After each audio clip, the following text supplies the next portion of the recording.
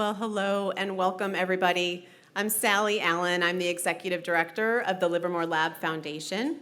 I'm so delighted to be with you all this afternoon for a wonderful discussion and retrospect from 9 leaders of Lawrence Livermore National Laboratory. As you know, this year marks the 70th anniversary of the lab, 7 decades of making the impossible possible, taking on grand challenges and serving our nation. Indeed, Livermore is a place where science truly matters.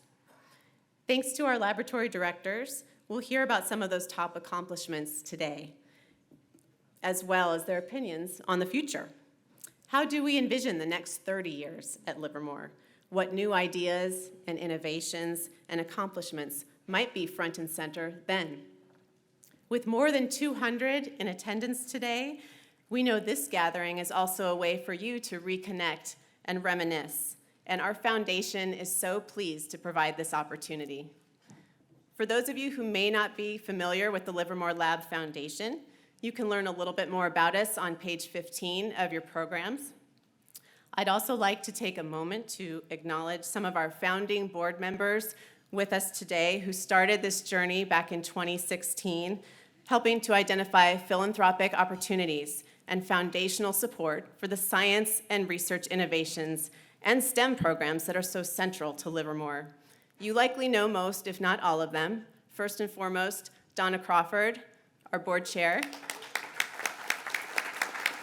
Donna. Michael Carter, here. And directors Kim Budil and Bill Goldstein, both founding members. Thank you. Our room is filled today with many more familiar faces, community leaders, as well as current and retired lab employees. In addition to our moderator and lab directors, we're also honored to have a very special guest with us today from the Department of Energy, who I'll be introducing shortly. First, I'd like to acknowledge a few more folks in the room. Former Livermore Mayor John Marchand is here with us today. And I'll briefly introduce some of our current elected leaders and their staff who have joined us.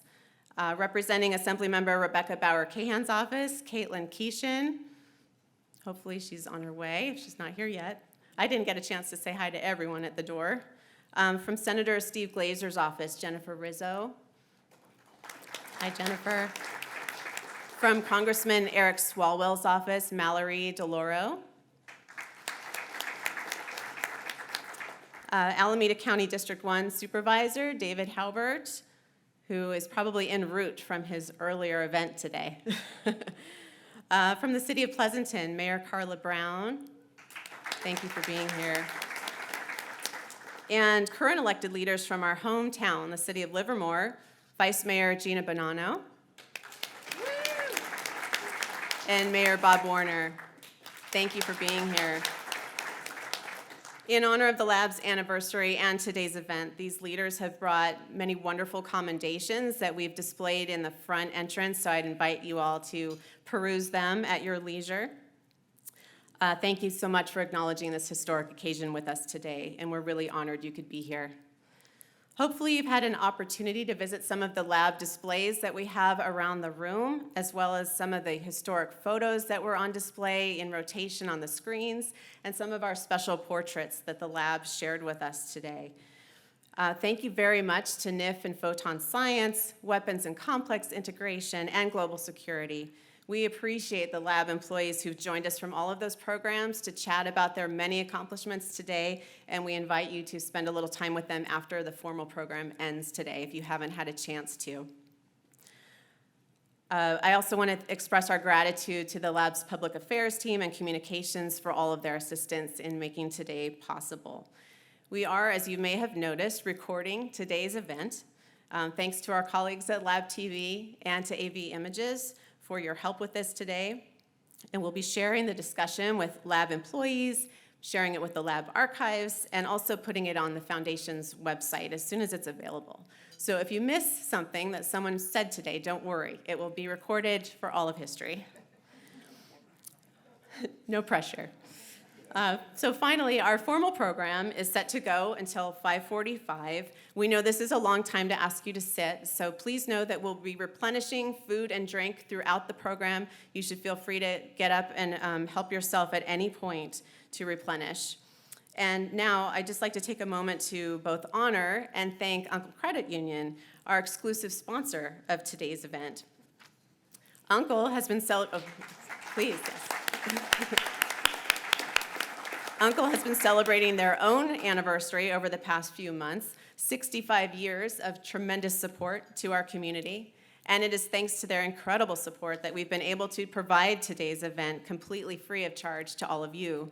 So thank you so very much. Really appreciate it. We have 2 tables of Uncle employees here today, including Chief Executive Officer Harold Roundtree. Hi, Harold. As well as Uncle's chair of the board, Chung Bothwell, who also, as many of you know, happens to be a longtime employee of the lab. So Chung, thank you so much. We welcome you now to say a few words.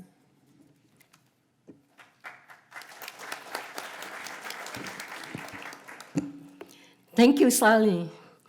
It's my privilege to be here today as both the chair of the board for Uncle Credit Union and a 39 years employee of the Lawrence Livermore National Lab.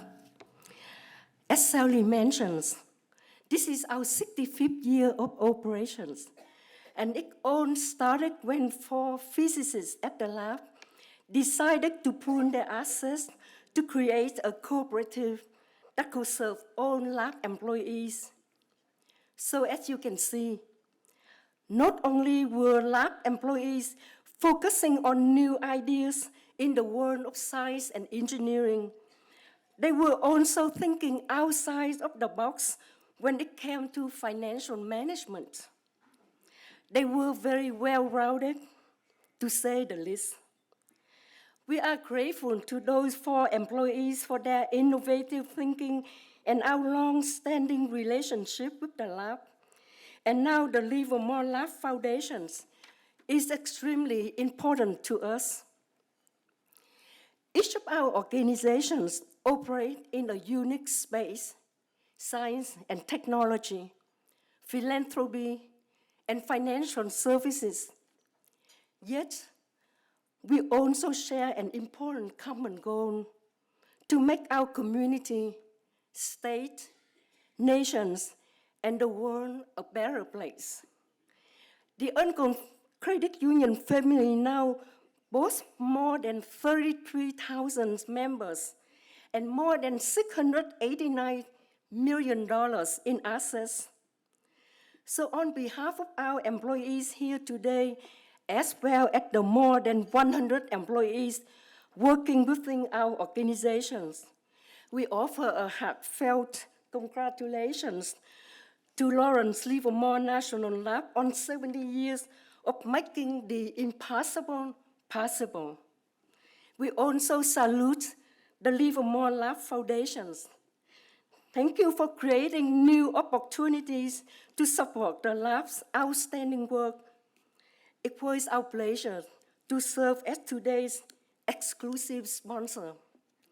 Enjoy the program, and thank you for coming.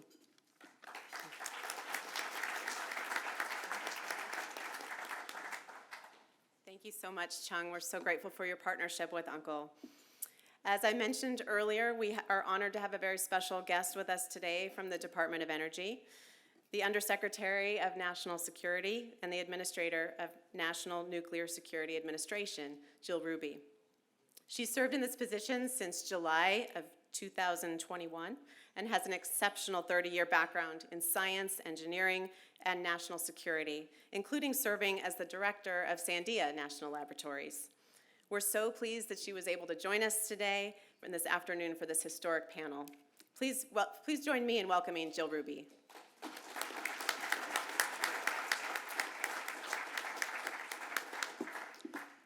Well, good afternoon. What an honor to be here with all of you and to celebrate this important event.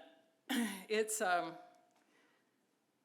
I just want to say, Donna said, just be really fast. So, look, Lawrence Livermore is a very special place. You all know that, and that's why you're here.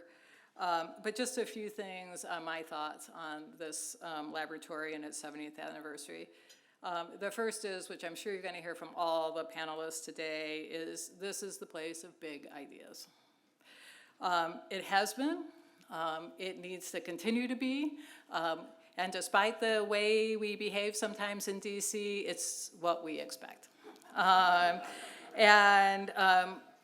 Turning those ideas into reality, I guess I do think sometimes we do the possible also, but we do the impossible and impossible together, and this institution is so important. The second thing I'd like to reflect on is 70 years. You know, it's long, but it's not that long. And I think we think, like, these labs have always been here, right? But yet, they've been here, you know, about the same time as a lot of us. We have to take care of them. And I think that that's a responsibility that we all share, and Donna and all the other people involved in the Livermore Lab Foundation is helping make that a reality. But it's so important, these institutions. I wish I could talk about it all day and tell you all the things we're doing, but we need to take care of these institutions. They're really special places, and 70 years really isn't that long. We got to keep it going for a long time.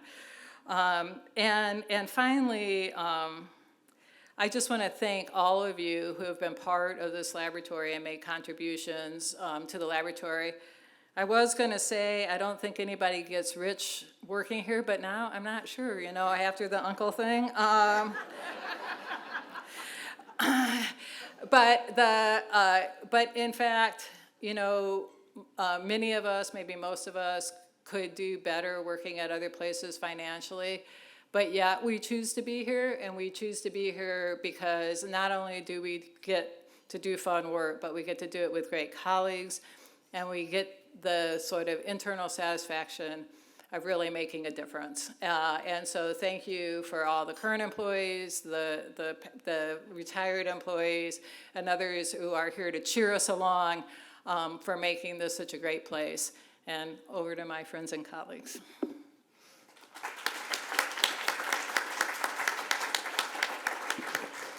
Thank you, Jill. I'm so glad you're here. It's great to see you. We're all grateful for what you're doing, not only for Livermore and Sandia, but what you're doing. Your great efforts in Washington. We need your help, so we support your efforts. Thank you very much. And I would like to announce that the Alameda County Supervisor, David Halbert, did just arrive, so I want to acknowledge his presence. Thank you, Dave, for coming. And now for our main event. As Sally shared earlier, my name is Donna Crawford, and I'm very proud to be one of the founders and board chair of the Livermore Lab Foundation. After retiring as Associate Director of Computation in 2016, it was important to me to showcase the lab's capabilities, accomplishments, opportunities, and that's why I'm so pleased to see so many of my fellow retirees and current employees today, you know, because this anniversary celebration is truly about what you all have accomplished. You know, without the brilliant scientists and engineers, innovative researchers, dedicated administrators, support staff, none of the achievements over the last 70 years would have been possible. So at its core, the lab's about its people. And it's about that team science approach that EO Lawrence believed in. When we work together, harnessing science in the national interest and for the greater good, that's when the impossible truly becomes possible. Our panel of laboratory directors are the people who led that charge, and I'm thrilled they've been able to join us today. After their formal remarks, we hope there's time for a short amount of questions from our audience. And if you have a question you'd like addressed, there are index cards in the center of your table. Please jot down your question, and our development associate, Emily Pizzuti, will be going around to collect them right before the end of the program. So I'm delighted that the Honorable Ron Lehman, Ambassador and Counselor to the Lab Director, has agreed to be our moderator. He simply is the perfect person to do this. Ron has held key positions at the Pentagon, the White House, the State Department, the Department of Defense. He's been a trusted member of the Lab Directors Core team and has served for many years as the director of the Center for Global Security Research. I encourage you to read his complete bio on page 4 in the program. It's impressive. Ron hit the ground running to prepare for today's event with significant research, thoughtful questions, both well-known and obscure facts. I think you're going to find them fascinating, and I know it will all lead to a very spirited dialogue with our great stories from our directors. So without further ado, please join me in welcoming my friend and colleague, Ron Lehman, and all the directors. Thank you, Donna. All I have to do is look down this row and realize what a very special day this is in the history of the lab. Our panel members were directors of the lab for over 2/3 of its history. There isn't a day in the history of the lab in which at least one of them wasn't an employee. So we've got it completely covered. They're fully qualified to talk about the good old days, the dark times, but more importantly, to help us get some insight into the future. I suspect I was asked to be the moderator because actually, over the years, I worked with or for every director of Lawrence Livermore National Laboratory. Beginning in the 1970s, when Harold Brown was Secretary of Defense, Roger Batesel was actually lab director, Herb York was at the State Department negotiating an early version of the Comprehensive Test Ban Treaty, and Edward Teller was at the Hoover Institution, where I used to have coffee with him, where we were both fellows. I think that you have bios for all of the members. I will give each of them a brief introduction. We will go in chronological order. Apparently, I'm about at the right distance from the mics. The mics are automatic. So let me begin by introducing Dr. Johnny Foster. Johnny was one of the original employees of the lab. When Harold Brown went back to the Pentagon to be DDR&E, Johnny became the lab director. When Harold left to be Secretary of the Air Force, Johnny went back to be DDR&E. The relationship between the lab and the Pentagon is an interesting one, but Johnny's goes back to working on radar in combat on B-24s in World War II. So, Johnny, you can start us off. Well, thank you, Ron. Welcome everyone to this joyous occasion in which we celebrate 70 years of the founding of the Lawrence Livermore Laboratory. And I'm happy to be here among my colleagues, collaborators, and friends who have all contributed to the lab's illustrious achievements. I'd like to just take a few minutes to describe the impact that Ernest Orlando Lawrence had on all of us. For some in this room, they knew him directly, but his impact has been huge, even for those who came later. Lawrence was a family friend. He was a colleague of my father, chair of the physics department at McGill. My father collaborated with Lawrence at the Berkeley lab on both the cyclotron and the Stark effect.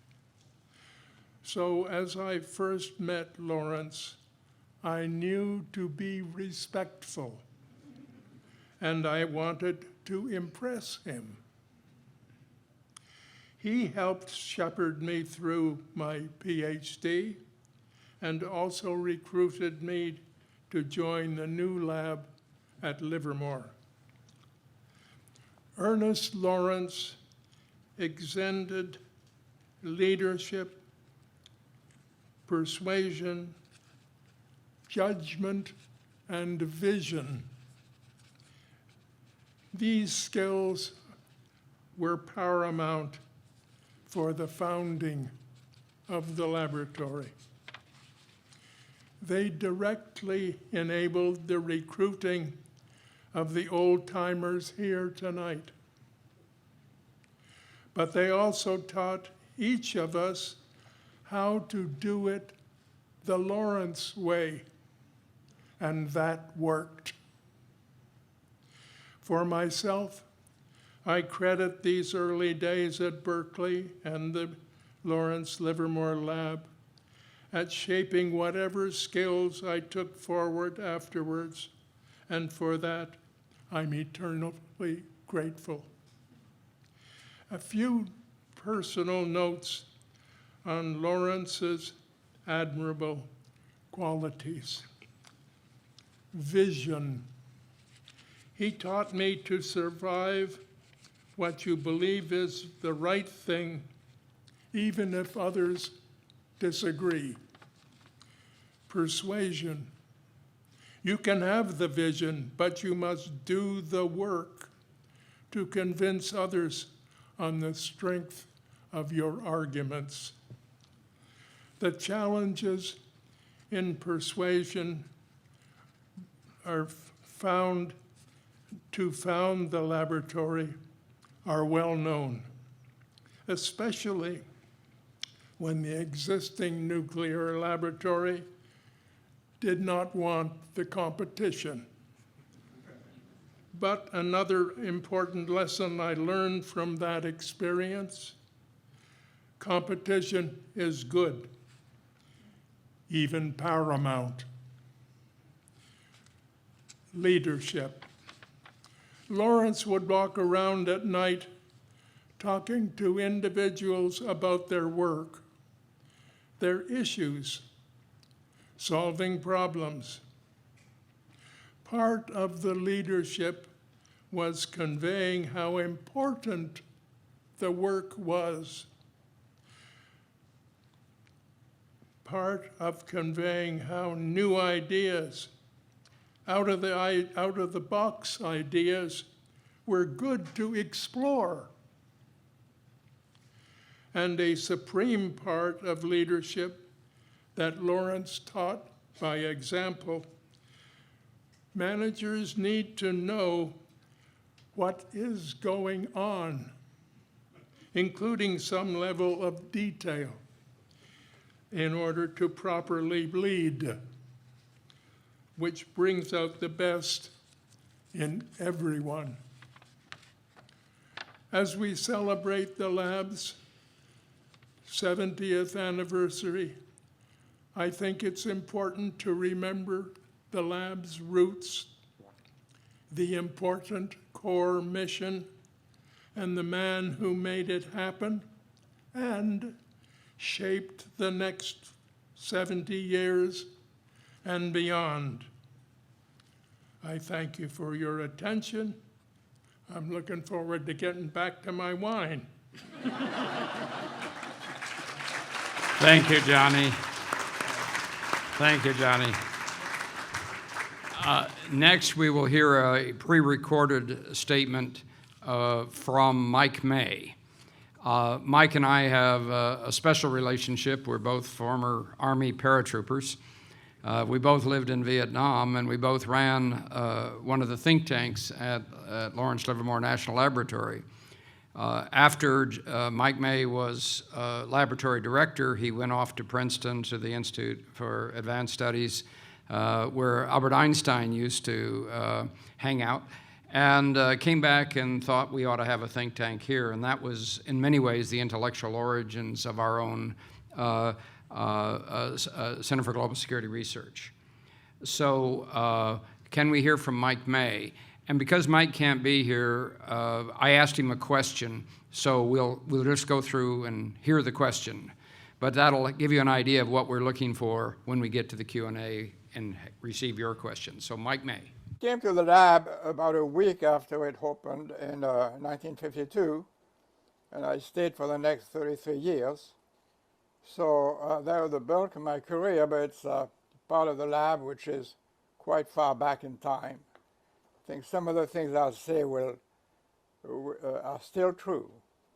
The first thing that struck me at the lab was that the top levels, the directors, and everybody else had a combination of commitment and competence, great competence, for the program, and that sponsored a team spirit. It was quite different from graduate school or any school, and different also from other organizations I've seen. And that held through all the 30 years I was here.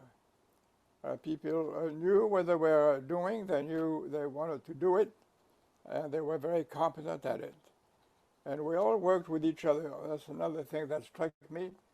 I started to work on radiation hydrodynamics, a field that really before nuclear weapons applied mainly to astrophysics. And a few of us formed a little group to study the material. Everything was new. To us, the physics were new. The computers were quite new, and in fact, we started with computers that actually made mistakes in addition to our mistakes. That got straightened out eventually. And the whole thing was a far more interesting and experience, and one where I learned a great deal more than anything I'd done before. The lab had two other characteristics that I thought were particularly good as I kept working at the lab over the years.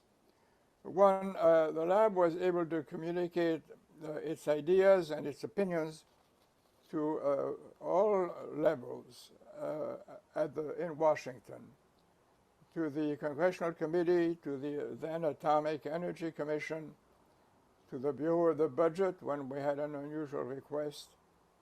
They were willing to listen to us, not only about our current programs, our obligations to the stockpile, but also about new ideas and new programs.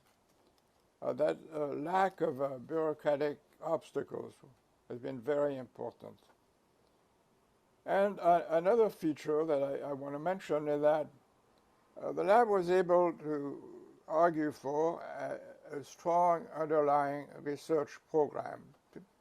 By and large, we're an applied laboratory. Our goals tend to be major experiments and new capabilities. But under that, there was a strong research program relevant to the goals. I believe that's still correct. It's more correct than ever, I believe. And that's not always something to be taken for granted in a government-funded lab. So these are the main things I want to pass on to today's employees. I'm very impressed with what I know of today's employees. I think you're going to continue on. The main program when I was there was the nuclear weapons, which were also quite new. Now, I can't say the end of the Cold War anymore. I would say with the apparent remission in the Cold War, the lab has broadened its mission to many other technical areas, and that started when I was there, in fact. So one of the questions that was asked to me was your best piece of birthday advice for the lab. And he's 70 years old and you're 35. Well, I hope so, and I think in a number of respects it is so. It is true that as one institution ages and the U.S. government ages even more, there's been some accretion of unnecessary bureaucratic impediments, but I think you can fight through them and get the story across. Lab has been an essential part of the United States security establishment and research and development establishment. I think that will continue. So I don't have any other advice. I'd be happy to answer a question or two if we have the time. Mike, this is Ron Lehman. Sometimes people debate whether E.O. Lawrence or Herb York was really our first director. Certainly Herb was the first director at Livermore, but we were tied to the Berkeley Lab as well. Yes.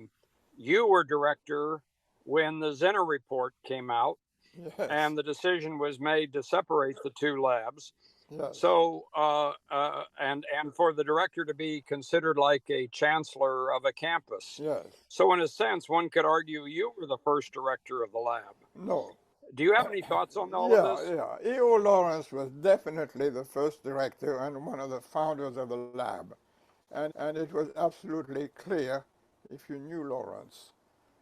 After a couple of years, he told Herb, you can call yourself director, Herb York. Herb York was an excellent leader. He and his wife became friends of ours. He was essentially unperturbable on the surface and quite driven and focused down below. He always had a sense of humor. He was a great leader. Another great leader I want to mention specifically, although there were several, was John Foster, Johnny Foster, who's celebrating his 100th birthday next month. Johnny just preceded me.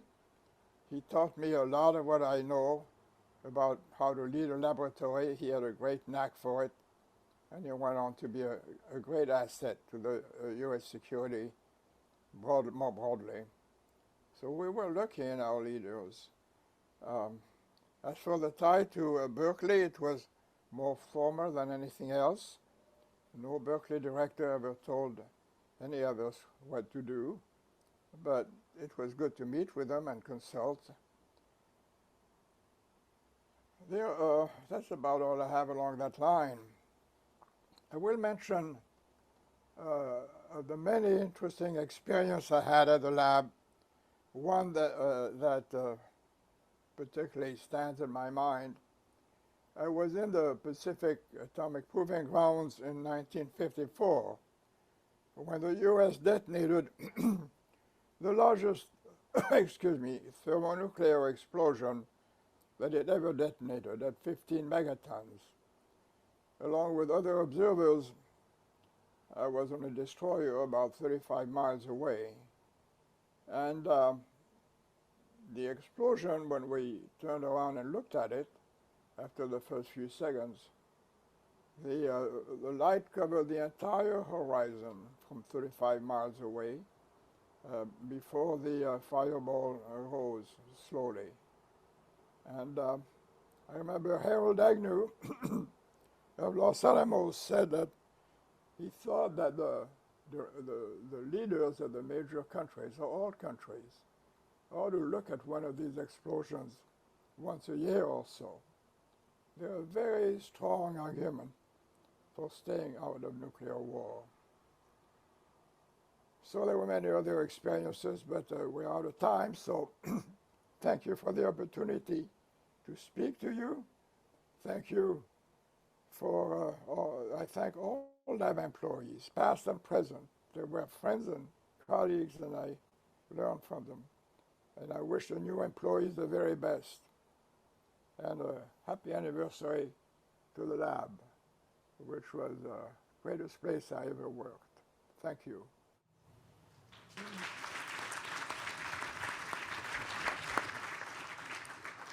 Our next speaker is John Nuckolls, who had a tremendous impact on my life because he recruited me to come to this wonderful lab.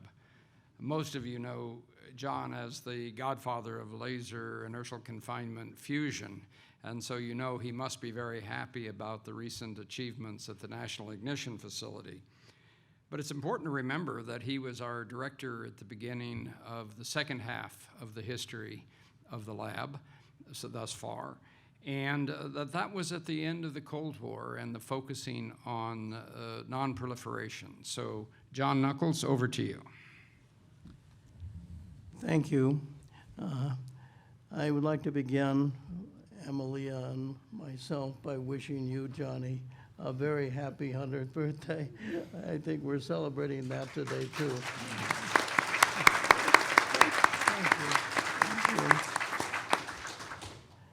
Johnny has played a very key role in my entire 67 years at the laboratory. He was there at the beginning, and I showed up 3 years later to work for Harold Brown, who was brilliant, as you have heard. And let me take a minute and tell you what it was like to show up at the laboratory in June of 1955. The temperature was 110 degrees, about the same, about the same as now. The difference is none of our offices were air conditioned, only the computer building. First things first. Yeah, first things first, and a lot of people hovered over the computers. So they showed me to my office, and since I didn't have a PhD and there was a pecking order, they said, this is the converted ladies' room from this barracks building. So then I met Harold Brown, and I felt better because he was wonderful to work with. But when a little bit later in the year, it rained, the roof leaked, and there were puddles on the floor, including Harold Brown's office. And one day, he leaned back in his chair too far while he was talking to us at the end of the day and tipped and bumped his head up on the wall and clunk on the floor. And he pulled himself to his feet and he said, notice that was two-stage, which he was in charge of.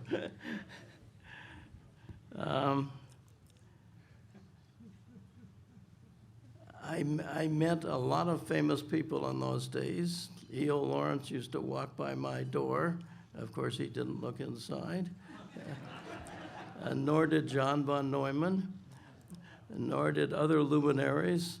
And the only one who looked in was Albert Latter, who was from the Rand Corporation.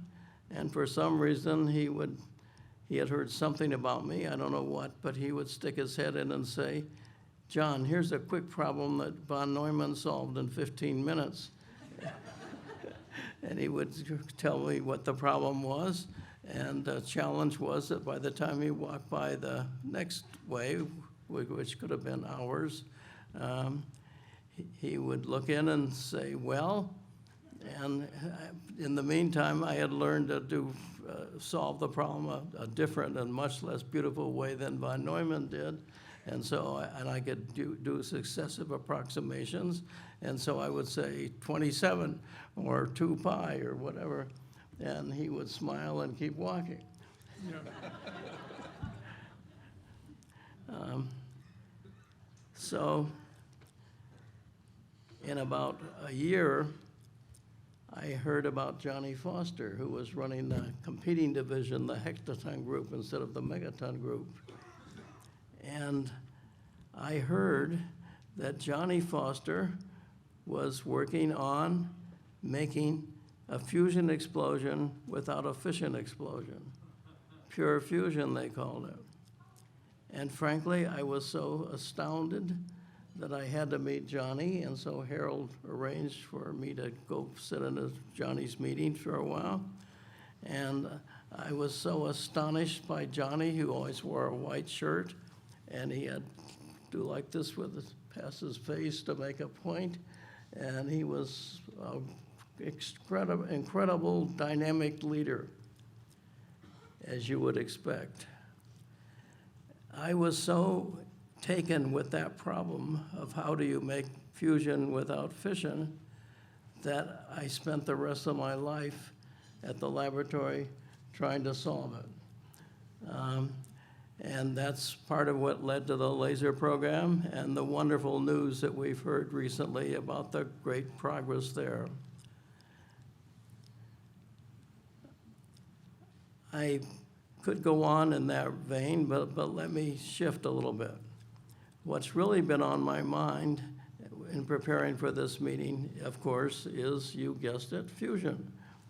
And the question in my mind is, given the very good news we've had and the progress, what is the future? And there's a great difference of opinion. One of our experts says, well, optimism is not a strategy, which is true. But on the other hand, I remember many things that Edward Tiller taught me, and one was, what is an optimist? An optimist is somebody who knows that the future is uncertain and is not yet determined. And since it's not determined, we can change it. And it is our duty to change it. Then he went on to say, a little cuttingly, a pessimist is somebody who is always right and they get no pleasure of it. Edward is also the first one who challenged me when I decided to pursue a lifetime in laser fusion in 1963, about the time that the Russians started their own laser fusion program. Although I didn't know that, I guess I wasn't cleared, or I don't know what Johnny knew that we didn't know, but that was, we had a competitor in Russia from the beginning.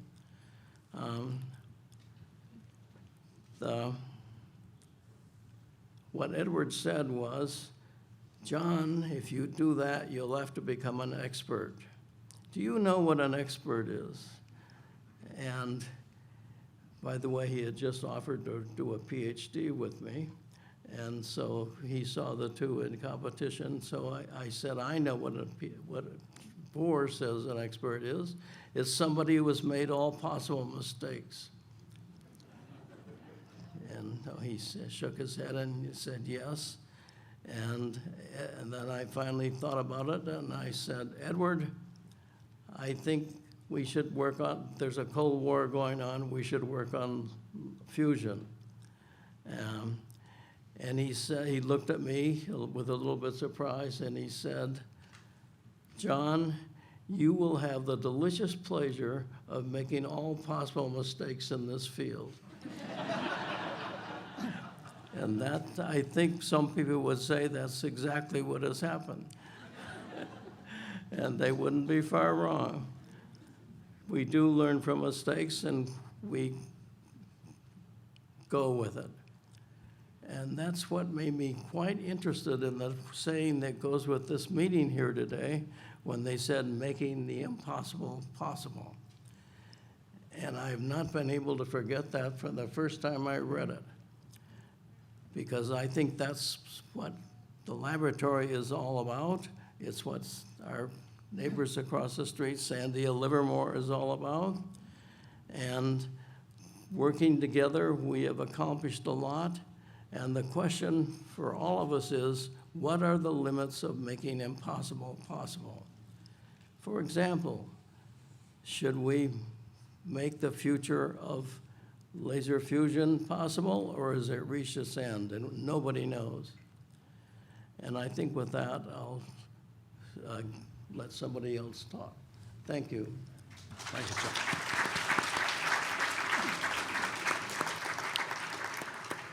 Our next speaker is Bruce Tarter, an astrophysicist who early in his career put a lot of emphasis on supercomputing, which turned out to be very important because he was the director when we developed the stockpile stewardship program. That was to help deal with deficiencies as a result of the end of nuclear testing. Much of the science and certainly the facilities that we have used for the last quarter of a century were begun during that period. So over to Bruce. Thank you, Ron, and thank you, Donna, from the Livermore Lab Foundation for hosting this event. As I I think John commented about the temperature. I think Bruce Goodwin reminded me this morning on opening day of September 2nd, 1952, the temperature was also 112. So it's clear that the weather gods have a particular focus on this place at this time of year.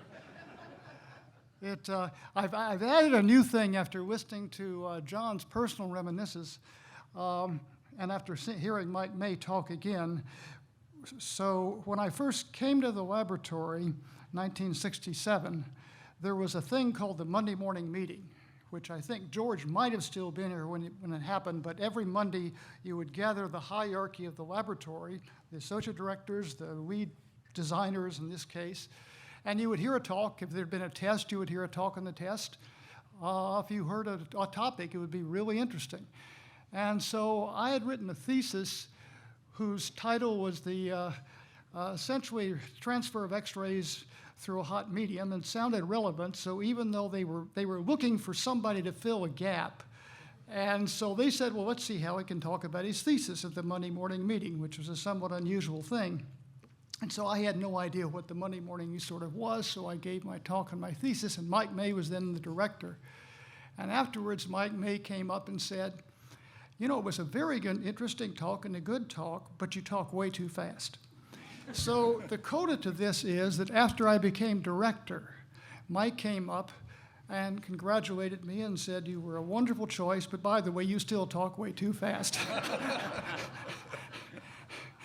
So that's my sort of equivalent, I think, of some of John's reminiscences, and certainly Johnny's extraordinary memories and thoughts about Ernest Lawrence.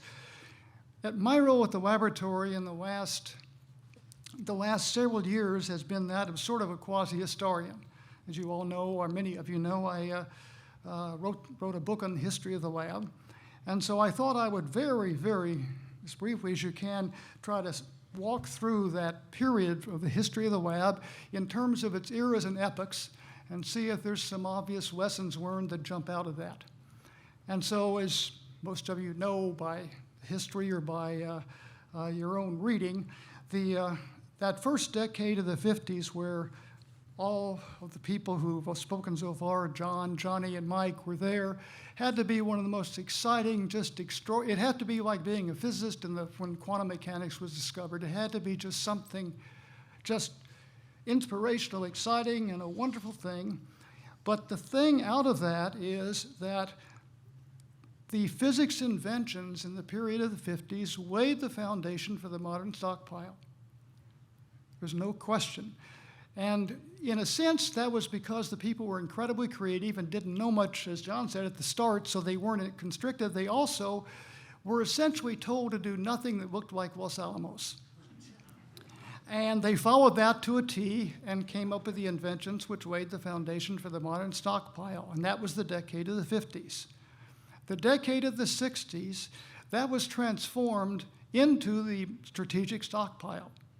There was first Polaris, the first submarine-launched ballistic missile, the various variations of Minuteman, and by the end of the 1960s, this laboratory was the dominant and almost total, depending on how you count bombers, owner of the strategic stockpile of the United States.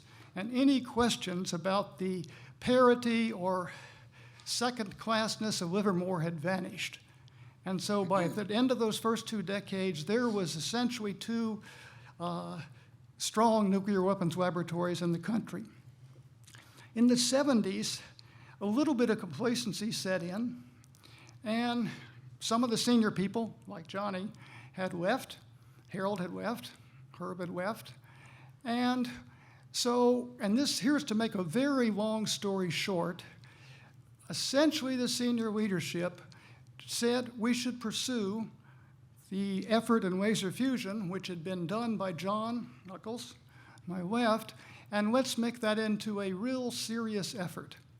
And what was different about this, always before the lab would hire essentially new PhDs and train them into the weapons program. But for the first time with the laser program, they hired laser technologists, laser engineers, laser scientists, plasma physicists to do work on the laser fusion program. And so a huge bevy of new people entered the laboratory to work both on laser fusion and laser isotope separation. And by the end of the 70s, they were roughly a third of the lab budget. Now, to some extent, the same thing happened in the 80s with strategic defense, because for better or for worse, the laboratory was the principal lab doing the Strategic Defense Initiative during the 1980s. And there were the core nuclear weapon pieces of that, there were beam weapons pieces of that, and there were the brilliant pebbles pieces. And that again required us to hire atomic physicists. We hired people to expand the test program who were coming up, and we hired space enthusiasts who worked on all the brilliant pebbles. And so even though SDI faded away with the end of the Cold War, that again, as with the laser program, a huge bunch of new people from different places, along with those from the laser program, had changed the culture of the laboratory. It was now mixed cultures, had gone together, and that was an extremely healthy thing, I think, overall. Now, the 90s, as you all know, was stockpile stewardship. And we all know much of that history. We're sort of the core piece of that in terms of age and stuff. And with stockpile stewardship, we obviously all the labs got experimental facilities. But the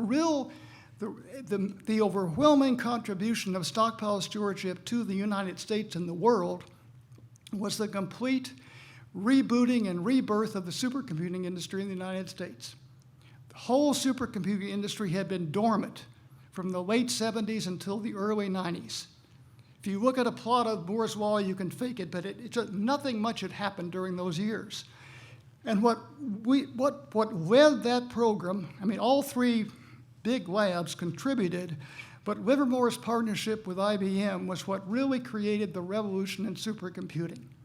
And as before, we had to hire a lot of people in parallel computing, in graphics, all the things you do when you're going to do three-dimensional computing on parallel machines. And that revolution took us from something, for those who can do exponentials, like a gigaflop to an exaflop, which is a factor of 1 billion over the past 20 years or so. It is an astonishing thing. We redid the supercomputing industry in the world. So that was the decade of the 90s as part of stockpile stewardship, and it contributed to branches of science. In biology, the number of data, it did all of science by having done that. So those were enormous contributions, and a little bit of that happened after 9/11 in the early 2000s, where we took what was always a very small but very high-quality biology program, and we added the piece of biodefense. So Livermore became a very strong piece of the biodefense part of the country. So that's sort of a summary up until the very early 2000s. And what I have seen, again, from a distance, because I'm not as close, obviously, as I once was, is that the last 20 years have seen a very accomplished laboratory. Good budgets in most cases. Due much to George's efforts, we survived the transition from public to private management and ownership. But what I haven't seen in these 20 years is anything like those revolutions of the laser program, the SDI, the computing revolution, the biodefense. We have achievements, we have accomplishments, but I would like to see, to pick up on the phrase of the day, the possible and the impossible, what we haven't seen is the introduction not just of the programs, but introduction of the new cultures by taking something else, pick up Johnny's comment, out of the box on. And that may be because I just don't see very well anymore.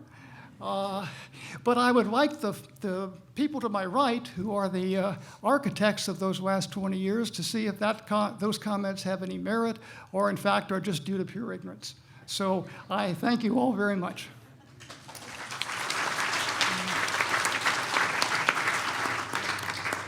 Thank you, Bruce. Our next speaker is Mike Anastasio, pre-recorded. And because he couldn't be here, we didn't want him to escape the abuse that comes from asking questions. So he will also be confronted with some questions. Mike was director here, and then he went to be director of Los Alamos. Now, many people believe that was a major demotion, but in fact, it's just another example of Livermore's leaders being sent around the world to help solve America's national security problems. So here's Mike in his own words. Well, thanks, Ron, and congratulations to the laboratory for 70 remarkable years of accomplishments, bringing to bear outstanding science, engineering, and technology in support of our country's broad national security challenges. This is a real testament to the past and current workforce who've all had a part to make this happen. And I'd like to say that 25 of my best years of my career were spent as part of this. Livermore has always been ready to take on what's thought to be impossible. Innovate as necessary, with even a few hiccups along the way, and come together to deliver. Whether it was the Polaris warhead early in the lab history, or the shot last year at the NIF achieving 1.3 megajoules, they are representative of so many achievements that we can celebrate. But most importantly, the lab cannot stand on its laurels. This record of 70 years of accomplishment must be extended for decades into the future. We are faced with the concurrent nuclear threats of President Putin, the nuclear breakout ongoing by China, the continued nuclear developments by North Korea, and the nuclear aspirations of Iran. Also faced with a slow worldwide response to climate change and its impacts that are more apparent every year. And with a pandemic for which the world was unprepared. And with the mistrust of science that we see by many across the country. In facing the future, we should never forget that the workforce is the essence of the laboratory. The sample of the employees that I've had the chance to meet and interact with in the recent years have the qualities that give me confidence in the future. That the Lawrence Livermore National Laboratory will continue to show the aspirations, passion, excellence, and commitment to meet these challenges and many more to deliver for the country. So let me close with a special thanks to Donna and the Livermore Lab Foundation for hosting this event, and congratulate us all once again. Thank you. Mike, you weren't the first Lawrence Livermore scientist to be named director of Los Alamos, and you weren't the last, but you were the only director of Lawrence Livermore subsequently chosen to be the director of Los Alamos. So can you give us the ultimate insider's view of the real relationship between these two great physics labs? Well, I think, Ron, you've said it right. Two great physics labs focused on national security science for the country, having different origins and different cultures, and they approach things in a different way. And that's to the benefit of the country. The fact that we have two challenging ways of thought that can be brought to bear on such important problems that the country faces. And I think that's a great benefit to the country. So I'm proud to have been able to do both things. Mike, the first 5 directors of the lab were weapons designers.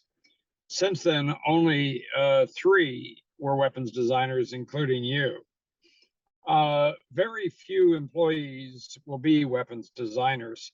How much of a difference does it make for the lab director to have that experience?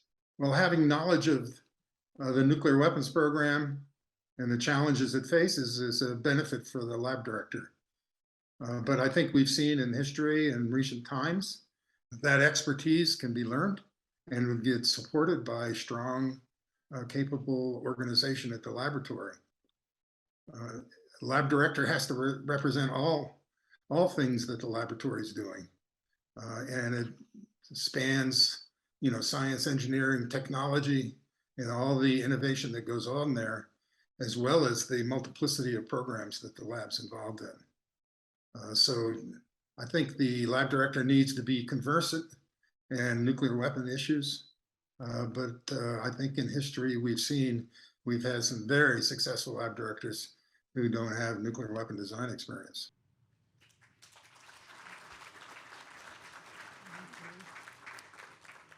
Our next speaker is George Miller. George was a designer and in fact was a key designer on all the Livermore weapons remaining in the stockpile. Importantly, he led the final push to complete the construction of the National Ignition Facility. And as Bruce mentioned, he was the director in the transition from pure UC management to a consortium that became an LLC that included the university. So with that, George, over to you. Great. Thanks, Ron. Not surprisingly, I figured that my previous speakers would leave me with many different options for what to say. So I actually prepared 2 talks. And I'm going to try to combine them. The first was about what Ron mentioned, and that is the transition from UC to the current LLC. I venture to say every one of the lab directors at some point, some earlier, some later, have had what I would call a crisis that they have had to deal with. I was taught very early on in my life by my father that when faced with difficult situations, what's important are your principles and your values. And so when I agreed to lead the lab in that transition, it was based upon a couple of thoughts, which I'll share with you and then move on to my second talk. I saw the transition in many respects as a cultural war that was a battle for the soul of the laboratory, based upon many things that were going on at that time. And fundamentally, I decided to take on that challenge because I wanted to preserve the heritage and values of our founders, Ernest Lawrence, Edward Teller, and the University of California. There are many elements to those principles and values that I could talk about, and that's what the rest of this talk was about. But I'd just like to mention 3. The first is that the lab's motivations are based on integrity and public service to our country, not fee or profit. That's something that came from the UC, and I can remember many times when Mike and I had vigorous discussions with the Secretary of Energy about what motivated the laboratory. The second is that the most important service the laboratory can offer the country is by continuing to focus on big ideas and big challenges. And again, you've heard that. In my view, that's part of the heritage that came from Edward and from Ernest Lawrence. And finally, every laboratory employee, in my view, is part of the soul, the spirit, and the driving force that has allowed the laboratory to contribute so much in the service of this country. If you know anything at all, and Johnny mentioned some of it, about Ernest Lawrence and how he led, that was an incredibly important part of how he saw this laboratory, and it's part of our culture. And those are things that I thought had to be protected. And that's fundamentally why I agreed to do what I did. With respect to Bruce's challenge, I actually thought about having a whole talk on that.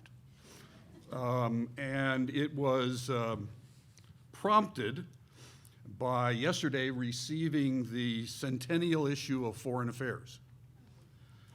And on the first page of the first article, I'll just read it for you. We stand at the beginning of history. For every person alive today, 10 have lived and died in the past. But if human beings survive as long as the average mammal species, then for every person alive today, 1,000 people will live in the future. We are the ancients. Of the many developments that have occurred since this magazine's first issue a century ago, the most profound is humanity's ability to end itself. From climate change to nuclear war, to engineered pandemics, to uncontrolled artificial intelligence, to nanotechnology and other destructive technologies not yet foreseen, a worrying number of risks conspire to end humanity. The article then goes on to say, if we act wisely, the coming century will be defined by the recognition of what we owe the future, and our grandchildren's grandchildren will look back at us with gratitude and pride. Now, what this article listed was a series of individual things. My vision or my view is it's actually the integration of all of these things that's the problem. That's the challenge. And without going into a great detail, I will submit to Bruce and challenge the lady at the end of the table that that's the problem we should be taking on. The integration of all of these things. Many places you'll find discussions that we're in the midst of the 4th or 5th industrial revolution. All these things are coming together, and they're coming together in the commercial world. And the fact of the matter is the speed of relevance of this laboratory and of the entire United States national security enterprise is incompatible with the speed of relevance of what's happening. So it's going to require an integration of those technologies and those issues and those subjects, along with creation of a really effective partnership with Washington that allows us to operate at the speed of relevance. So, 2 short insights. I had a longer talk on each that if you catch me afterward, I'll be happy to give you the whole thing. But you get the idea. I think we have a huge challenge in front of us, and I personally believe that this laboratory can contribute in major ways to the solution of these problems for the betterment of the country. Thanks.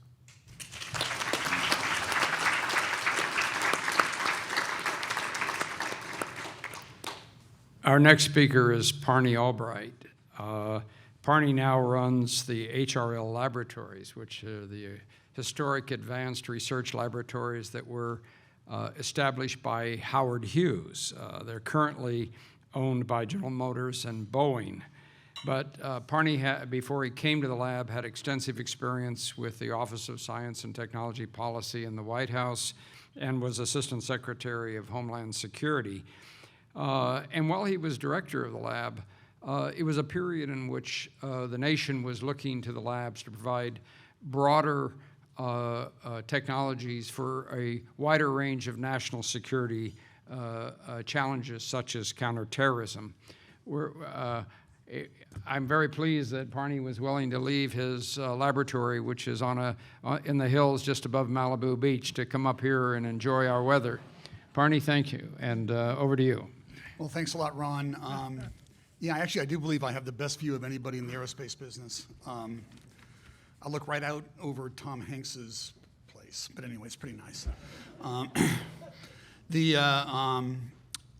So I had written out a talk, and I'm going to riff a little bit on it based on some of the things that everybody else here has said, particularly both Bruce and George. But I'm going to come at it from a little bit different perspective. So the topic today that I was told to address is what's the future of the lab? And as I think everybody here knows, I was not of the lab. I did not come to Livermore. I came to Livermore pretty late in my career, actually. I did not come to work here as a junior scientist and kind of work my way up through the system. So I don't have any great, actually, one thing I would say is I think I'm the first and perhaps only lab director that A, never met Edward Teller, and B, wasn't in the UC pension system. So, so with that as sort of a background, let me just first by stating the obvious. Right now, the entire nuclear weapons complex is engaged on an intense program of life extensions and modernization.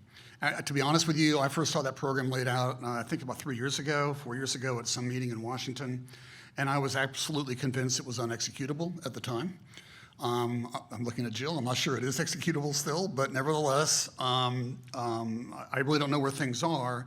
But there's absolutely no doubt that the paramount focus for this laboratory has to be on execution and on operational excellence going forward. And I really do not envy Kim that task. But all this modernization work is going to come to an end at some point. And when it does, every weapon that is in this, with the possible exception of one, every weapon that's in the stockpile will likely not have to get touched again for decades. For decades. And yes, it is possible that the world events may cause us to go out and design a no-kidding brand new weapon with brand new capabilities. I mean, not a Lego kind of thing, but something really new. It's also possible that the surveillance programs might pop up something unexpected, and therefore there'll be some work to be done. But the reality is that the nuclear weapons program, in my view, is going to come to a steady state that's going to persist for decades. And the problems that will be addressed within that program are not going to be particularly challenging in the sense of attracting talent and attracting investment in facilities. I think that's the challenge that's in front of the lab right now. The scientific stockpile stewardship program has been a wildly successful program. That doesn't mean there's a lot of other, not every question has been answered, certainly. There's a lot of work. The codes can get better. We have exascale computing coming along, and that's going to probably open up new questions. There's a lot of important work being done out at NIF and in other parts of the laboratory and material science. Those are all interesting things. But the reality is that the span of really interesting technical challenges is getting sparse. I mean, things are getting sparse. So the question is, now what? Right? What happens after that? Because this is all going to end probably in about a decade, maybe 15 years or so. So what does the next, forget 70 years, what does the next 20 years look like? And what are the things that have to be true? You have to have mission, and because otherwise you will not attract talent, and you also will not attract investment from the government, and in particular from the current government sponsor for this laboratory, which is NNSA. So you have to have a mission. You got to ask yourself, what is that mission? You know, Bruce laid out a litany of things where the laboratory progressively expanded its mission, and it did so in a way where it brought in all kinds of new talent, all kinds of new capabilities, and it must have changed the culture of the laboratory, but you did that under the aegis of a government sponsor that was willing to make those kinds of investments. And it is not at all obvious that sponsor is going to be willing to continue to make investments in areas that are a little bit outside of its primary area of responsibility.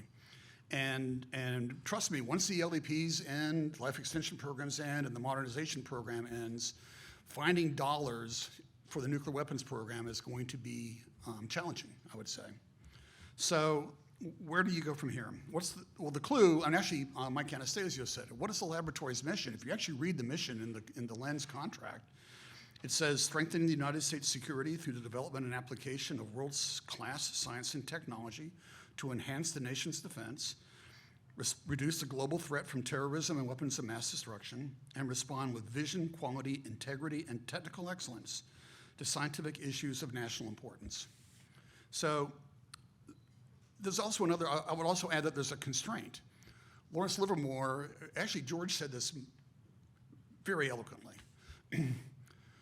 we're an FF, Lawrence Livermore, I said we, I slipped, sorry. Lawrence Livermore, Lawrence Livermore is an FFRDC, it's a federally funded research and development organization.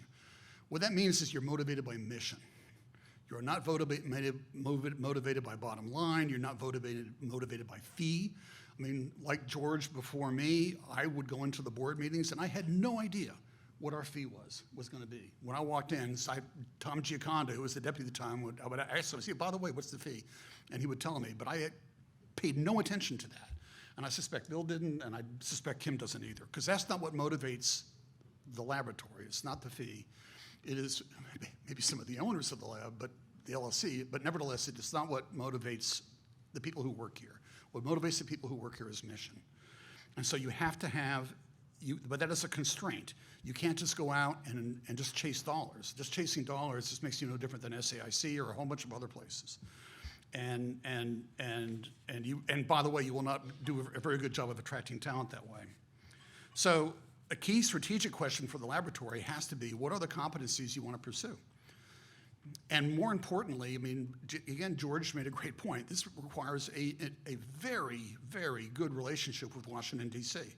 Because the kinds of challenges that the country is facing, particularly in the national security arena, where the threats are almost entirely conventional, and yet there are profound problems in that space that need to be solved.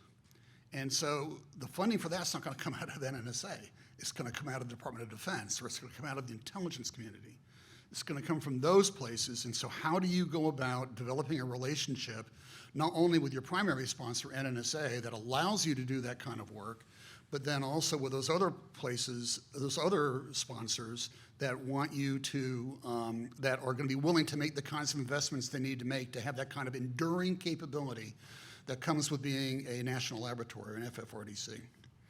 So it's not hard to come up with some things. I mean, bio and chem and cyberspace are all big, profound issues.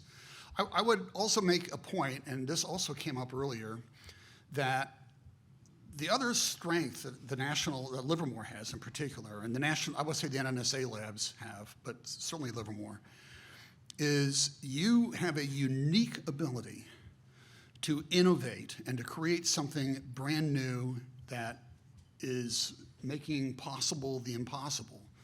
But then you also have the ability to take that innovation and take it all the way through the chain and deliver a capability, either for transfer to someone who can make it in volume, or to just, if it's a one-off, to take it directly to the service. There are very, very few places that have the ability to do that. You look at the defense, national security establishment, the big systems integrators, the Boeings, the Northrop Grummans. They're great at taking other people's ideas and fielding them, but they are terrible at coming up with their own ideas, right? And the small companies that get funded by DARPA, places like that, they are very, very good at coming up with really cool ideas, but they have not done the work, right? As Bruce was alluding to, they haven't brought in the engineers and the technicians and all the stuff you need to have in order to transition that technology into something that can actually be fielded by an operational user. Livermore, and I would say Sandia and to a lesser degree Los Alamos, certainly have that capacity. And yet, in this space, all three of the labs, I mean, there's almost 30,000. If you look at the three NNSA labs, there's almost 30,000 highly talented people who are dedicated to mission, who are cleared, who have access to the kinds of information they need to have, and have incredible facilities. And yet all three of them are punching way below their weight, in my view. And I say that as someone who came out of the national the defense, that environment when I came to Livermore. Before DHS, I'd spent most of my time in DOD, and then that's kind of what I do now. And I will tell you that the labs almost never get mentioned, almost never, and that is wrong. So I will just say that the future is there, but you have to decide what are the missions you're going to pursue, and then you got to really commit to them, and that means going and getting the sponsors, getting the investment, and getting the people. So with that, I'll finish up.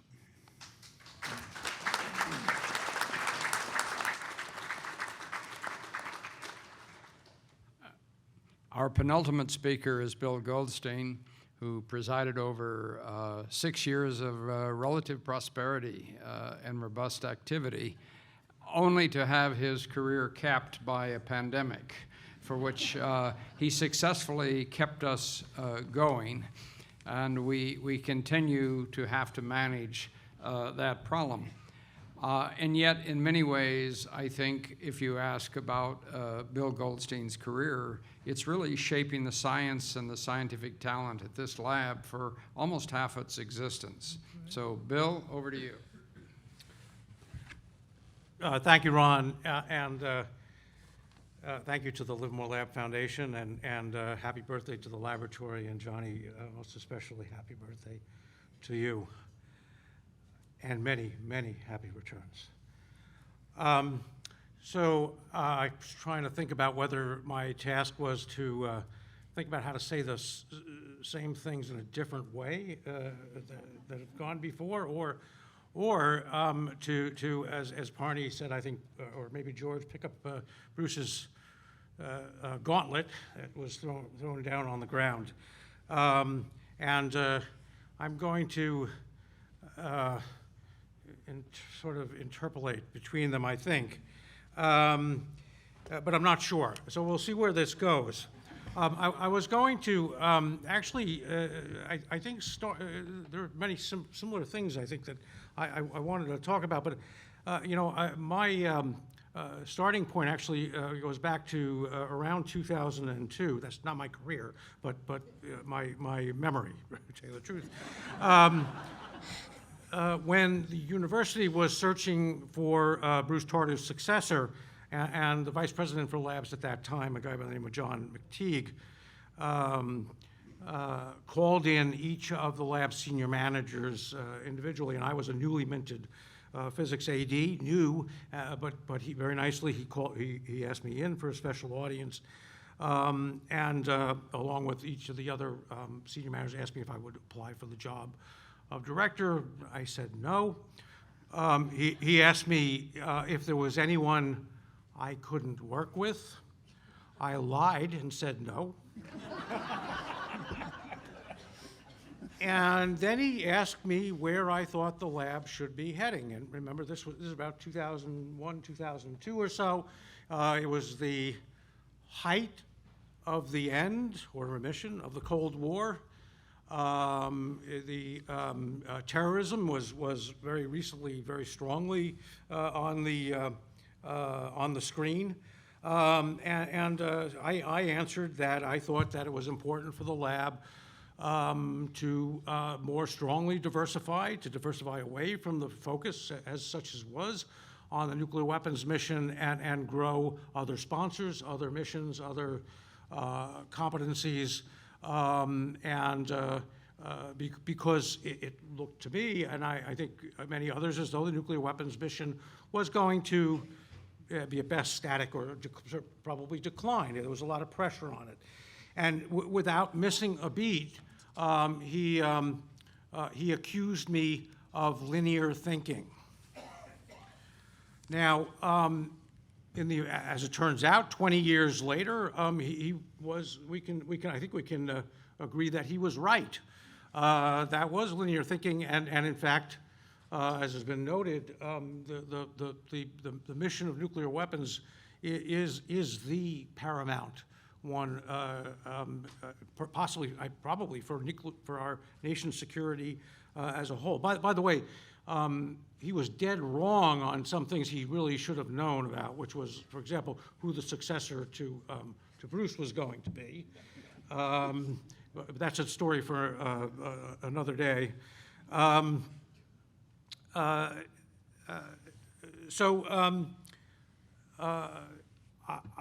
think that we're in a situation right now, and Parney said this very eloquently, where, in fact, what's required is some really nonlinear thinking. We are in a situation which looks very clear at the moment, as in some ways it did then, but where if you look closely or think hard about it, some genuine changes are probably in store for us. So I decided to try to do some nonlinear thinking for this presentation, but it turns out it's hard. And I was not particularly successful at it. I think not as successful as George was, who gave you, I think, a good flavor, more than better than anything. I had something here, better than anything I came up with. So that's probably a good starting point. However, and here again, I'm going to echo some of the things that have come out from the panel. The lab has been singularly good at nonlinear thinking over the years, and this is something that forms a strong basis for us. Whether it's, and again, these things have come up, but whether it's diving into lasers soon after they were invented and ICF, the move into actually twice into computers, and into genomics, the genomic actually being there at the start of the genomic revolution more recently, and actually, Bruce, this is an example of something which I think started after the 2000s, additive manufacturing, which is I think is an area in which the lab has genuinely taken a leadership role, certainly within the programs, if not more broadly than that. And again, represents a bit of nonlinear thinking of getting in at the ground floor, if you will, another way of referring to this kind of thing. And the lab has done this over and over again. I think it's particularly important now for the lab to take on this challenge of thinking about the future. Now, I think we're actually in a fairly good place where the lab, I shouldn't make the same mistake. The lab, I think, is in a fairly good place to engage in this kind of nonlinear, out-of-the-box thinking. As been mentioned, I mean, we're in the midst, we have weapon systems to deliver. The lab has healthy budgets, real work to do, missions that are very attractive to people. The successes at NIF, leadership in high-performance computing, and really at the bleeding edge of computing beyond what we think of as high-performance computing, and I believe a legacy of operational and executional excellence right now. Things that stand us in a very good position to take advantage of this moment and look to the future. Now, I sometimes think that I had some real successes as lab director, but if I, am real honest about it and think hard about it, generally speaking, that was a matter of continuing, perhaps, growing the tremendous work and of my predecessors, and frankly, standing on the always superb, committed, and hugely consequential work of the lab's employees across the campuses. But I don't think it was a complete slump. And so I'd like to end this actually with something I think was for me a somewhat nonlinear thought or start of something. It's not something I thought of. It's very few things that we think even the things we think we thought of, we generally didn't think of. But I'm referring actually to the Livermore Lab Foundation, which was founded, under my stewardship, I would say, at the lab. It was actually, I think, a very nonlinear idea. It was Donna's idea, and Donna came to me with it, but I think it was, saying yes was not a linear thing to do, let me put it that way. There were no such things, really. I mean, it almost had something, it wasn't really like this. There were no such things in the weapons arena, really not much of us in DOE either. It really was a new idea. It wasn't quite fully baked. It wasn't clear it would work. In fact, there were many arguments why it wouldn't work. There were interesting discussions with the department and with the field office. I believe Donna took care of those for me. It was, but nevertheless, it's here still. We're all here, and not only that, but other labs started to do it after we did, and the Department of Energy itself decided it was going to have its own foundation. And all of that grew out of, I was there, all of that grew out of Livermore starting to go down this path. And while I think it's still challenging, it's frankly, a weapons laboratory is a tough sell sometimes to the philanthropic community. But through some very, go figure, through some very clever work with partnering with other philanthropies, and focusing on educational opportunities, particularly for underadvantaged students, and with a focus on diversity. The foundation has been, I think, done amazing things. And as the former director, I think many of those, most importantly for the lab, including contributions to the lab's diversity and outreach, actually enabling the lab to start new programs based on work that was kicked off by partnerships within the philanthropic community. So that seems like a perfect place to end. So with that, I will step away from the microphone. Thank you.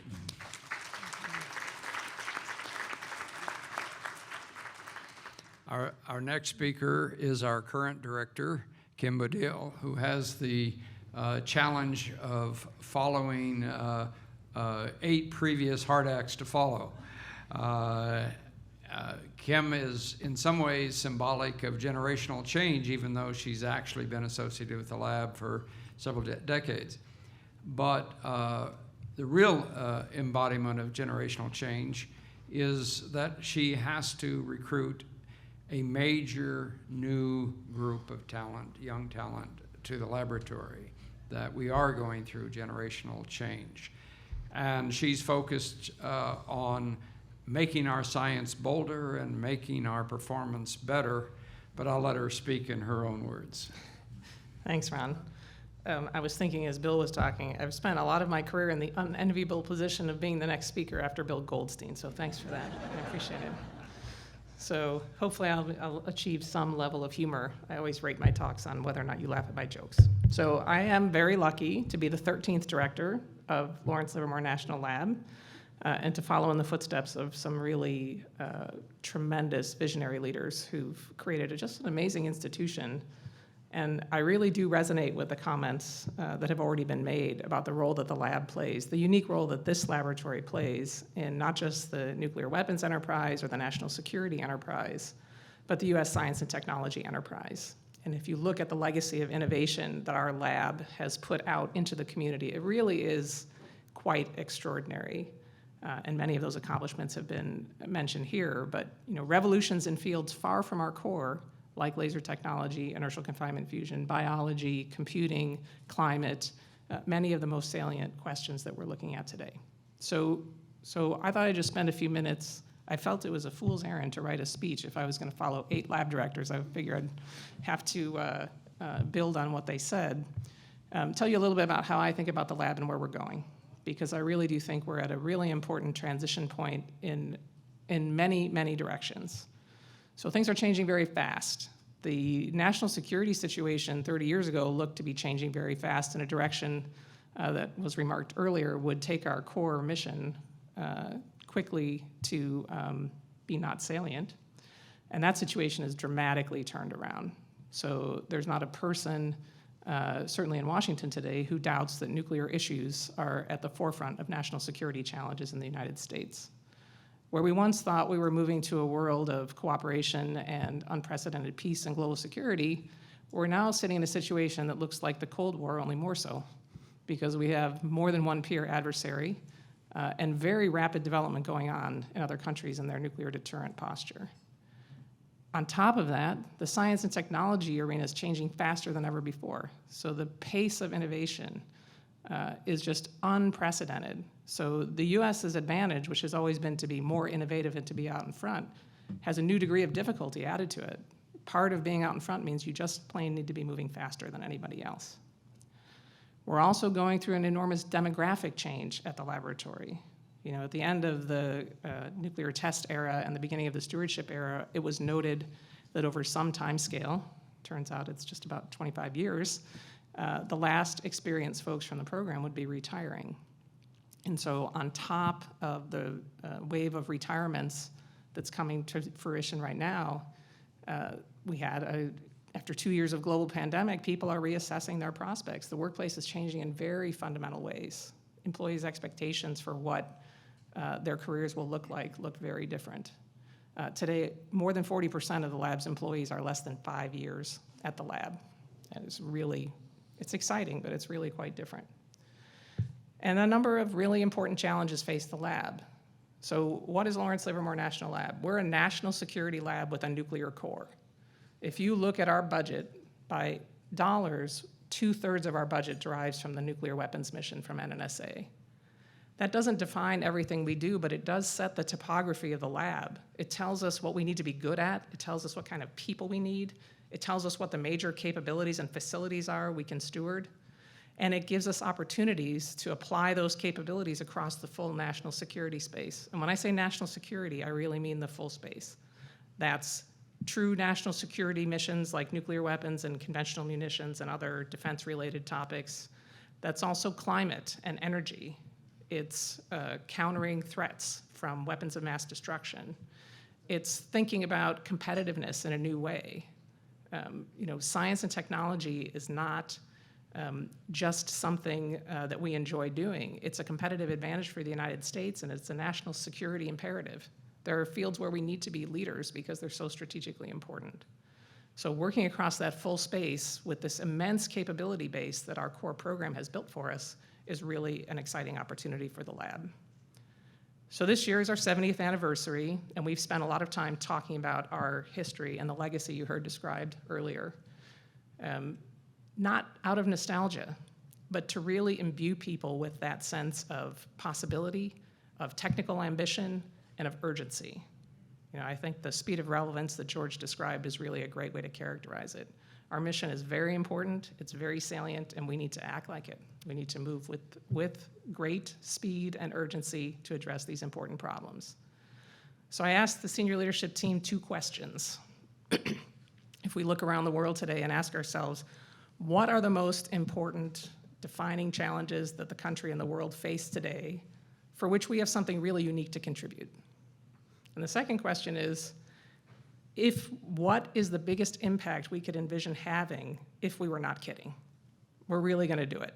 We're going to go all in and bring the whole of the lab together around these issues. So we defined 4 areas that we're really focused on today. The first one is the transformation of the stockpile, the nuclear weapons stockpile, and the nuclear weapons enterprise. We've spent 30 years waiting for a national consensus around the path forward, and we have it.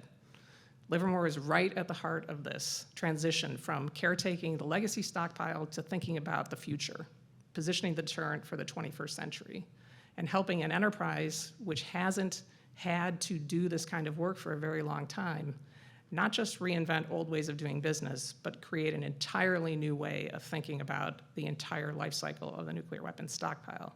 So we're prepared to respond to what the nation needs, not just today, but 20 years hence.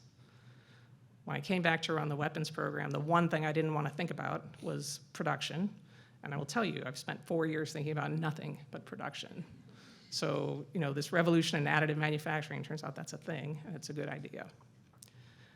The second challenge is around the threat that we've been living through for the last 2 years. How do we make our country and the world more resilient to bio threats? both naturally emerging and man-made. 10 years ago, we had this great idea that you could use high-performance computing to really speed up the way we design drugs and therapeutics. And while everyone agreed it was an important problem and someone should work on that, it was really hard to get focus in the government on that as an important issue. It turns out it's not a problem anymore. After 2 years of living through this pandemic, we've proven that there's a possibility to take what is normally a 10-year process, where 90% of the drugs that start at the beginning of that pipeline will fail, and bring those timelines down to less than a year, maybe less than months, down to weeks. This last winter, we did an exercise where we were able to redesign antibodies to counter new variants of COVID over the span of 2 weeks. It then went off for testing, and within 4 months, there were new antibodies that were prepared to go out into the market. So that is an area where we really need to lean in and create this new way of thinking about biology, and again, through a national security perspective, since this is really an area that has immense potential. The third one is the fact that we're living through an unprecedented evidence of the impact of climate change in our environment. So how do we make our nation able to adapt to the changes we're already seeing and to mitigate the changes that are coming? So this lab and some of our former leaders, notably the one to my left, had a great idea to focus on carbon. Not just how do we reduce emissions or how do we understand how the climate system works, how do we think about removing carbon dioxide from the environment? If we stopped emitting today, it wouldn't matter if we can't remove some of the carbon dioxide we've already put into the environment.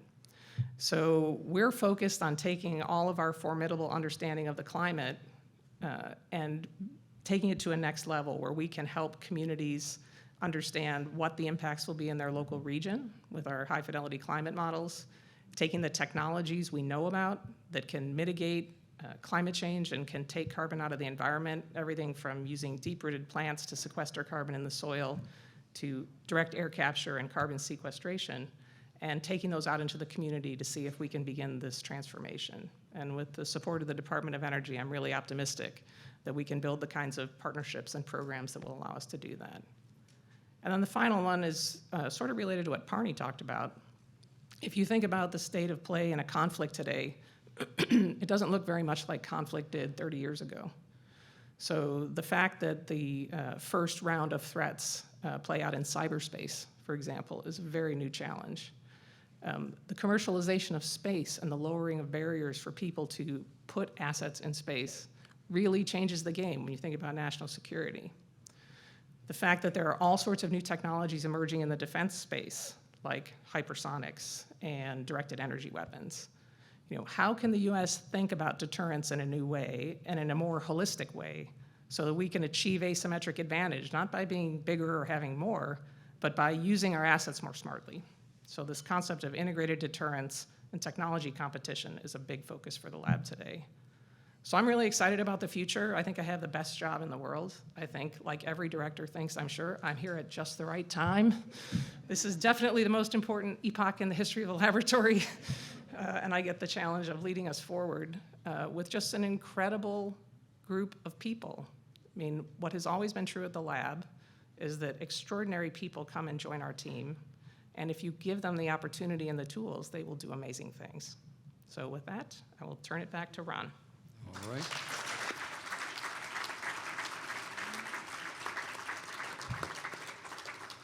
The audience has submitted a large number of questions, and we don't have very much time. So what we're going to do is invoke the practice that's common in congressional hearings, and that is to say that we will ask a few questions, and then the rest of the questions will be submitted for the record, and we will force our panel members to answer them. Let me begin with our first question. Kim has to recruit a sizable percentage of the lab in new people. E.O. Lawrence had to recruit 100%, and he recruited people like Johnny Foster. So in recent years, the lab gets all these awards for being a wonderful place to work, and yet we're worried about our STEM recruitment and other recruitment. So the question is, how do we attract the best people? What's the problem and what's the solution? Johnny, you knew Lawrence, he recruited you. You want to start us off? Oh, thank you, Ron. This is a great question.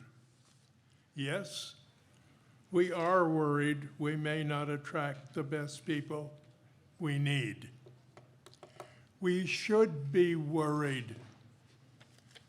We live in a marketplace of talented young people, and we are competing against the best employers our country has to offer. Major research universities, excellent companies, from startups to full-size, and other national labs. All these folks have the same problem. To compete well, we need to put our best foot forward, seeking out the best talent, selling the great history of achievements of the lab and vision for the future. And of course, we must and can use the product of this meeting. We should study how the other best-in-class outfits recruit and pick the techniques that will work best for us. That's it. Would any of our other panelists like to pick up on this question of how do we get the best talent? Just give me a show of hands. Kim. Make one comment. I think we can recruit the best talent because we have this incredibly important, exciting mission. We have all these awesome experimental and computational capabilities. For me, the challenge is keeping these people here, right? I've had a 35-year career at the lab doing many different things, and that's the beauty of a place like Lawrence Livermore. I can't let accede to the idea that folks are just going to come for 3 to 5 years because we want them to learn national security and become part of that family.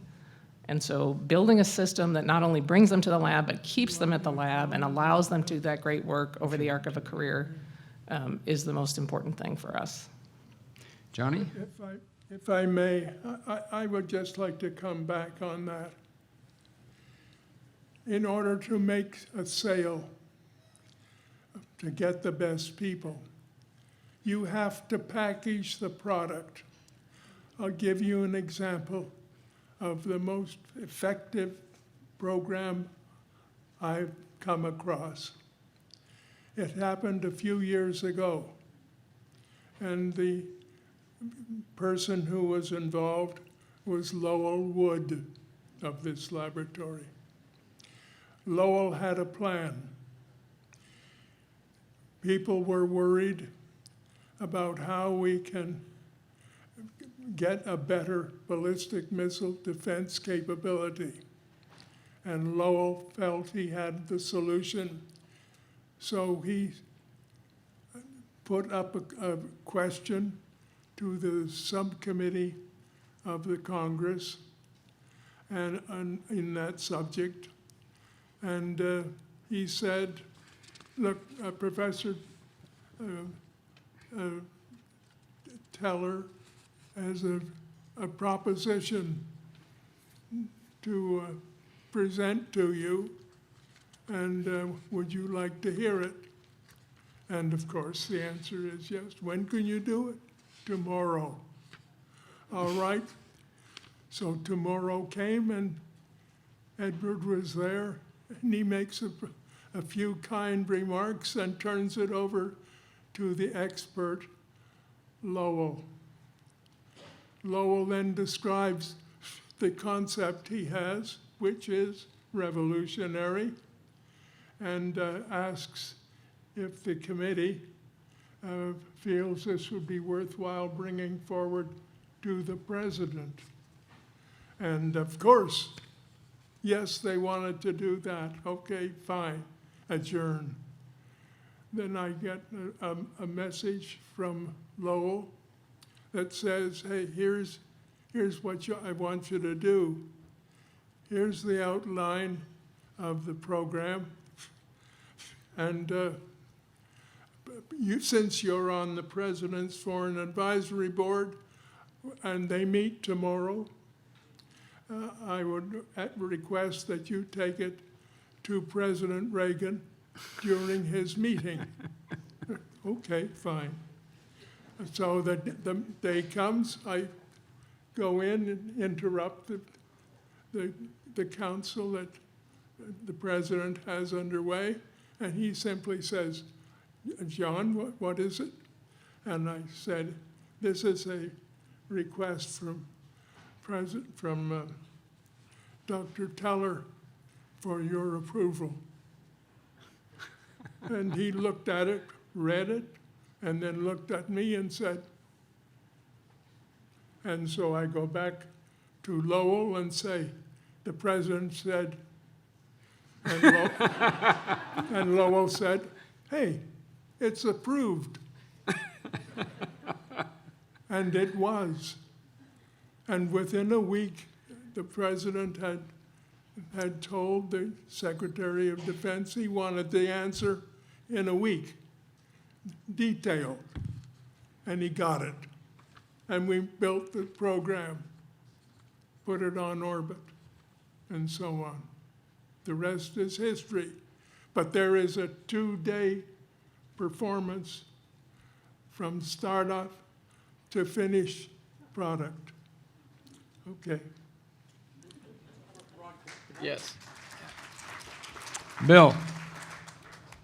Not to interrupt the applause, but I wanted to give a perspective on this from the other end, as it were, of a recruit who was looking at that program. Essentially, when I was hired to the laboratory, which was 1985, it was into the X-ray laser program, and the attractiveness of that pursuit, the technical challenge, the hard problem nature of it was, of course, part of the attraction, but there was an additional piece to it, which was that, of course, this was a highly secret program, the one looking for ballistic missile defense, or trying to apply it to ballistic missile defense.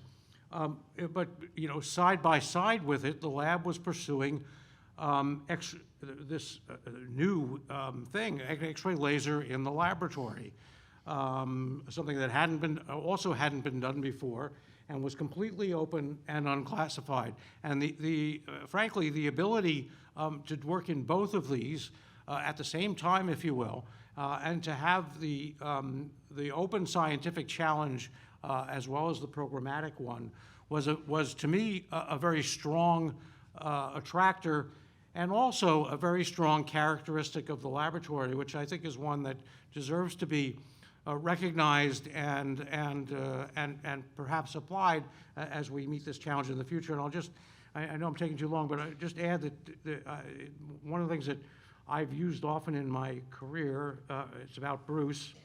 It has to do with the hire letter that he got from Edward Teller. He may remember this. But he was he was offered a position at the laboratory in the physics department, I think for $40 a week, which tells you how old Bruce is, to work on astrophysics and applied astrophysics. And I'm quoting, "I'm sure you will understand what I mean." So this was not new with me. This is actually a thread, I think, through the lab's history, one that Edward himself propounded and deserves to continue to be paid attention to. Thanks. Thank you, Bill. I'm told by my masters that our time is up, but I don't accept that. We're going to ask one more question to all the panel members, and that is, if you go around and visit labs, they give you PowerPoint presentations who say who they are. We say we're exceptional. Why are we exceptional?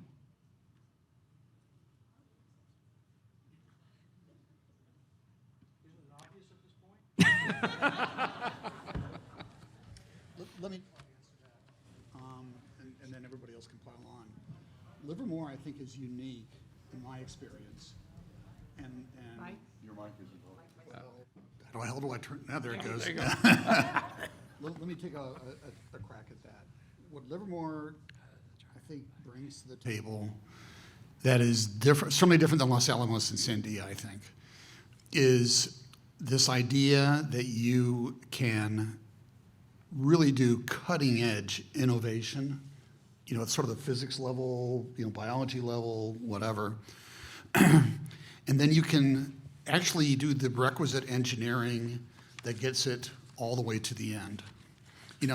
George was talking about speed of innovation. And if you actually look at what slows things, there's plenty of crap in the government. We know that, right? But it really is this ability to transition technology smoothly, right? You get to how do you coast through what people call the valley of death and things like that. Livermore really has that ability, and it's there in the other labs, but it's not as, I think, as stark. That's what I would say. Other comments? Kim? Yes, potentially. Okay. I would just add to that, or maybe a slightly different twist on that. What has always struck me about the lab is the combination of unbounded technical ambition. So, really the willingness to, put the very hardest problems that seem, inconceivably difficult to achieve on the table, which attracts the very best people who really love a challenge to those problems. And then the ability to actually systematically, over time, knock down the barriers and create real solutions to have impact. It is true that the lab's foundational differentiator is our desire to not just have good ideas, but to make sure they turn into real solutions to important problems. I think that's very true. Since Kim is my boss, it's very easy for me to give her the last word. So can you join me in thanking these 9 really remarkable people? Yes.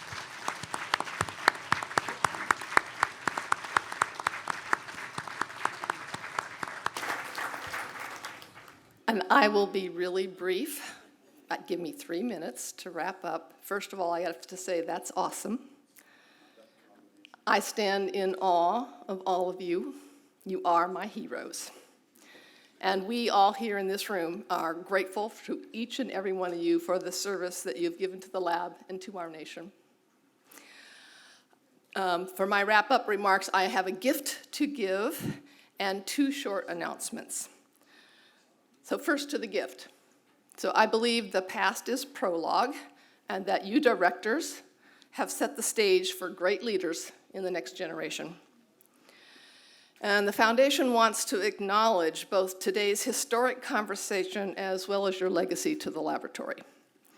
So we spent a bit of time trying to come up with a unique gift that we could give you, something different than the plaques or fabulous bottles of wine, this is Livermore, or books that you've received in the past. And it occurred to us, because the past is prologue, that your ongoing presence, virtual presence, at the lab in the form of a special bench might be the right type of inspiration, both for current and future lab employees. So there's, you can't see it very well, but there's a bench in front of the University of California Livermore Collaboration Center, formerly known as Hertz Hall, on the screen right now. And, we would like to give this bench to you, and who knows, someone sitting on this bench might be inspired, and lead to a next great discovery. Whether this happens or not, we know that we've been inspired by you. And this bench, with all of your names, will be placed in our formerly Hertz Hall, and we hope you'll come sit on it, break it in, and along with your names, the plaque will say, "In honor of the 70th anniversary of Lawrence Livermore National Laboratory, the Livermore Lab Foundation salutes your leadership, your strong commitment to national service, and your pursuit of making the impossible possible." Thank you very much.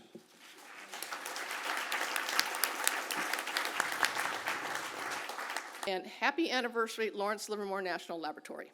Thank you.